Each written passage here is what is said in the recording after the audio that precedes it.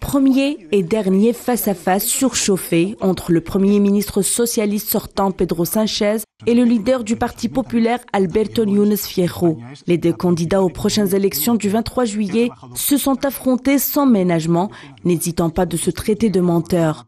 En manque de confiance et ridiculisé, Pedro Sánchez s'est tout simplement fait laminer lors d'un débat télévisé en direct à la télévision publique espagnole par son adversaire qui a dénoncé ses incohérences au pouvoir. N'étant pas en mesure de suivre toutes ces accusations, en particulier celles liées à son revirement dans le dossier du Sahara occidental, une position que Núñez s'engage à corriger s'il remporte les élections du 23 juillet. Nous devons revenir à une politique d'équilibre entre l'Algérie, le peuple sahraoui, le Maroc et l'Espagne. C'est la politique étrangère que nous avons toujours adoptée, avant que vous ne la changiez. Vous ne pouvez pas changer la position envers le Sahara occidental sans consulter le peuple espagnol.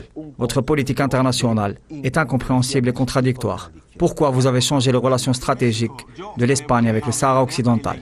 Pourquoi et qui a envoyé cette fameuse lettre? Monsieur Sánchez. Monsieur Sánchez, qu'est-ce qui s'est passé avec Pegasus? Qu'est-ce qu'ils ont contre vous? Qu'est-ce qu'ils possèdent sur l'Espagne? Aujourd'hui, le juge a classé la question en raison de l'absence de votre collaboration. Monsieur Sánchez, quelle politique étrangère avez-vous? Vous ne donnez aucune explication au Parlement. Tout le monde ignore le contenu de vos accords avec le Maroc.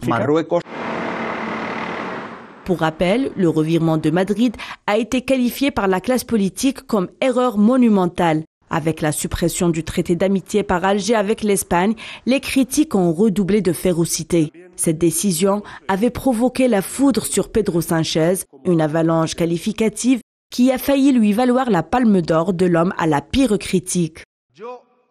Dans les sondages, le conservateur Alberto Núñez Feijóo est donné favori, mais il aura besoin pour gouverner du soutien de l'ultra-droite. Cet unique débat télévisé de la campagne électorale espagnole a déjà montré la couleur des prochaines élections. Selon les analystes, le chef du gouvernement sortant a peu de chances de l'emporter.